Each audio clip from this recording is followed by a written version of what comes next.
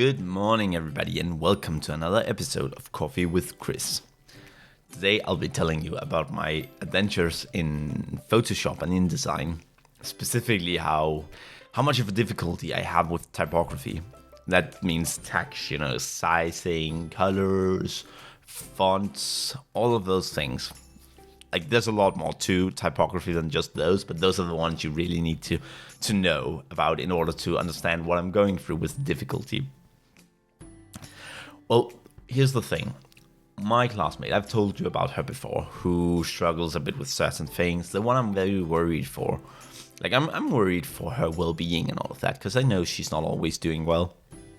And so I decided, after seeing a really great picture of her, she showed it to me and was like, isn't this a great picture? And it really, really was. It was this picture of her sitting on a rock next to a lake, and it just looked so good. And so what I did was, because I recently made a poster for a yoga class that doesn't exist. I ended up calling it Yoga Classy as kind of a play on words, because it was a classy yoga place. And kind of silly, but I had fun doing it. And it wasn't the greatest because typography really is a weak point for me. I struggle with typography. So, all things being what they are, I now had this really amazing picture of her, and I asked her if I was allowed to make her into a poster. I told her that I wasn't sure which kind of poster, but I just kind of felt like the way she looked would be really nice for a poster. And what I ended up doing, because she said yes, and what I ended up doing in secret, to her at least, well, not secret at first, because the first thing I did was to edit out her and the rock, and then I lowered her a little, because there was a lot of rock in the image, and I didn't want that much rock. And then I put in a background of what's it called, like as if she were in the mountains. And then I filtered it. I put a black and white filter over it. Had to do a little bit of experimentation to make it look half decent, but it worked out in the end. And I ended up sending that to her as kind of a progress picture to show her, look what I'm doing. And she thought that was really cool. She really loved how it was made, and I showed it to my group mates too. And they thought it was great as well. And they were really impressed with how well I'd managed to put her in there, because they thought it looked like she really was there, and I take a lot of pride in that. Then following that, I told them that I had the idea to turn her into a motivational poster, because a lot of time, like, she struggles with things, and a lot of the time she just seems to need motivation. So what I ended up doing, after spending so much time figuring out what to write, because the content was the most important, it was like, too long, too short, what would be good? So what I ended up doing was writing. It takes a lot, hold on a second, I've got it here. It takes a lot of work to be this awesome, but it's nothing I cannot handle. And then each line is the same length, so it's kind of boxed in. And then I use different font sizes to make sure that they're the same size. That means awesome, which is standing on a line of its own, is larger and more significant. And then what I did was I took a yellow color, the text is white, and I took a yellow color and I kind of marked the words starting on each line from the left, and only taking from the left. Because the first line is it takes a lot of, and there I've marked it takes, and that's the way I've been doing it downwards. And I ended up writing, it takes work to be me, but I can. And I thought that was really neat, because everything aligns to the left.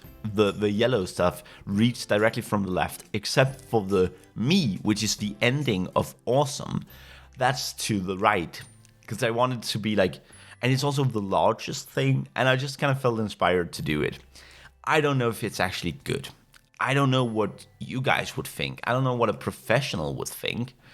But I feel like, this being only my second poster, and yes, it's a little corny to make a motivational poster, but when you have a friend who kind of needs a bit of motivation, I thought it would be a cute idea. And she really appreciated it. And one of my group mates, she said, "You must be the best friend in the world." And again, that's a compliment that I hold very dear to my heart. Now, I'm mostly just talking about myself and my accomplishments and my process and progress, for that matter, right now. But what about the grander scheme? The greater scheme? That's irrelevant. What about looking from the outside, or looking at a bigger perspective, or whatever you want to say? What I'm trying to get at is, how does this apply to you? How does this apply to other aspects of my life? Well, I'd say that sometimes you just gotta see and try to find inspiration where there is some. If you want to feel good and you want to make other people feel good, you just go out and do it. You look for it. I saw the photo and thought that would be so awesome. And so I just asked. I was honestly expecting a no, because I thought she might be a little too shy to let me do that. But as it turns out, she's not. And I think that's pretty great. She is, however, too shy to allow me to print it and hang it in class. I was joking about doing that. But yeah, I made myself feel good. I practiced. I made my friend feel good. And I had people compliment me and be amazed at my work. I got a lot from this. You can really get a lot of things from the small stuff. This was just a picture she showed me that was cool. And then I was like, I don't know if I can do this, but I would like to try it. The first time I ever really cut anything out of Photoshop was when I made the yoga poster.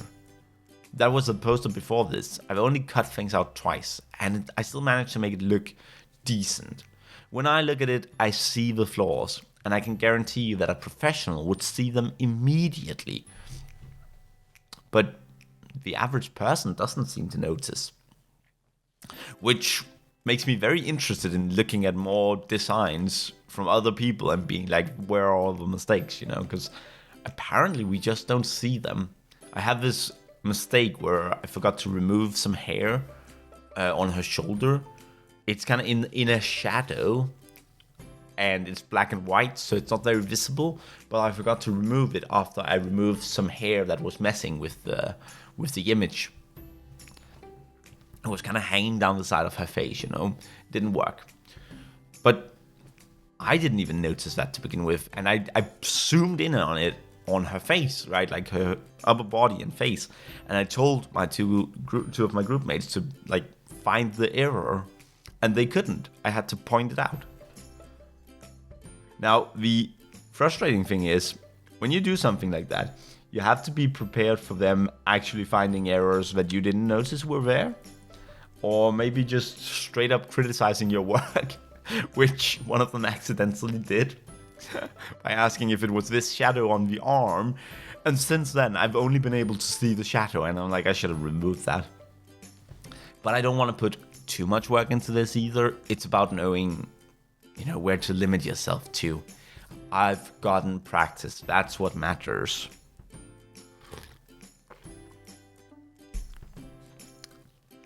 And that's what you gotta do. Sometimes you just gotta make an attempt. Try to have some fun with it. Do your thing. Whatever it is you do. You could be... Maybe you sew really well. Well, if you see someone with a hole in their shirt, ask them if they'd like you to sew it for them. My sister, I don't know what it's called in English, but she heckles, I guess. It's kind of like stitching, but not quite. It's done with the fingers, I believe. Or maybe it's done with a single needle, now that I think about it. I'm not actually sure. It's kind of like stitching. She's an old woman at this point, apparently.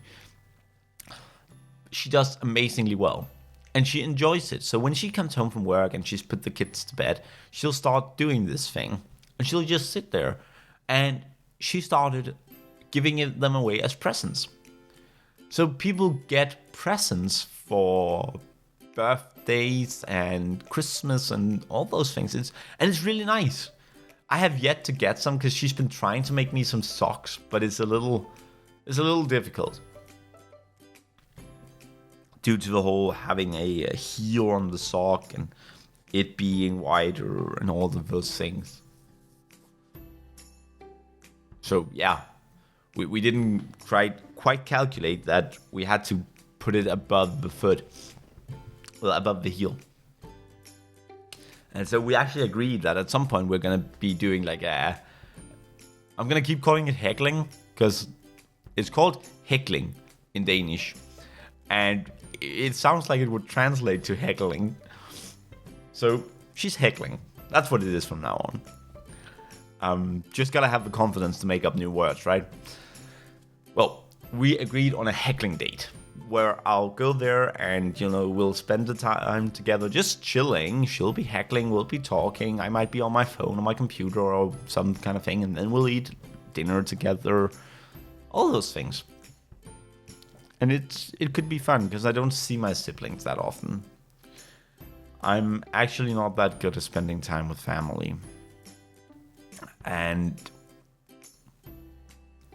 yeah, they seem to miss me a lot, especially because my mom worries. Those people who are extreme worriers. Now, the truth is, I have given her reason to worry. I've been becoming more honest with my mom recently as to how I'm actually doing. And so I told her that, well, I cry a handful of times a week. I am not doing well, you guys. That is straight up honesty. I'm not doing well. I am struggling for dear life, but I'm winning the struggle. I lose a lot of battles, but I'm winning the war. And I try to focus on that. I try to stay positive. I try to stay happy and, just do my work and have some fun and all those things. Life is too short to be sad all the time. But it doesn't change the fact that it's something that I'm struggling with. And that has caused her to kind of want to, surveil me. I think she's afraid that I'm gonna do stuff, But I'm not. I'm pretty satisfied. I'm not happy yet, but I'm pretty satisfied. And I've got goals in life. I feel myself improving. I'm gonna keep going like this, and it's gonna be great. A couple of years from now, I won't have this kind of worry.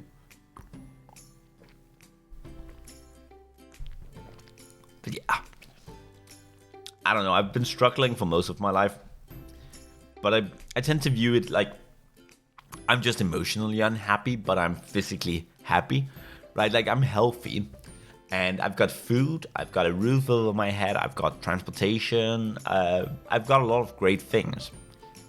I'm not happy personally, I try to be, but I'm not happy. But it could be a hell of a lot worse. So I'm not dismissing my own pain. I'm just saying that, all things considered, I find myself pretty lucky. And it's okay to admit that you're suffering, even if you are lucky. Just don't dismiss the luck. Don't dismiss how great some things in your life are. And I think that's one of the things that actually keeps me going. It's the constant reminder that, hey, you've got a roof over your head. You've got food on the table. You've got this computer setup that allows you to record a podcast where you can rant about your life every morning. And those kinds of things. Not everyone has this kind of channel. Like, this is helping me tremendously. Even if I just clapped my hands because it was like, bang, so much. That was actually accidental. But even though no one's currently listening to this outlet of mine has been a huge help. Just being able to talk for 15 minutes straight about anything I want. It helps me a lot. And I would encourage anyone else who has the, I want to say balls, but that's not really the courage. Anyone else who has the courage to open up about their feelings, you should try it. Even if you don't upload it to YouTube, you should try it. Just as a personal thing. And you can spend 5 minutes if you want. Just spend 5 minutes talking into the microphone on your phone. Or whatever. Record yourself. and then listen it back. And don't judge yourself. Because one thing I found when I'm listening back on this, in the beginning I judged myself a lot. I would be like, I made a mistake there, or oh, maybe I shouldn't have said that, and oh, why didn't I bring that one up? And it's like, I just criticize myself. But now I'm listening to these and I'm thinking, yeah, things are good. Like, this is good. Sharing is good. Getting it out there is good. And if someone listens at some point, I mean, at some point, someone has got to listen. I did have that one person who watched an entire episode, though I kind of get the feeling that they didn't actually hear it, because isn't it one of those things where you'd either cancel halfway through or you'd be interested in listening to another episode? I feel like it's very rare for me to watch an entire video about something that's connected to something else and then not watch something else too. I don't know, maybe that's just me. Could just be me. Oh, and by the way, just a small thing. I'm not a huge fan, but I did read Hitchhiker's Guide to the Galaxy a long time ago, and it's one of the few books that I've actually finished reading. Such a great book. I loved it. And so this being the 42nd episode really brings me joy. This is the answer to the meaning of life, the universe, and everything. And on that brilliant note, I'm gonna leave you for today. Thank you for listening. I love you guys. I'll see you tomorrow. Bye bye now.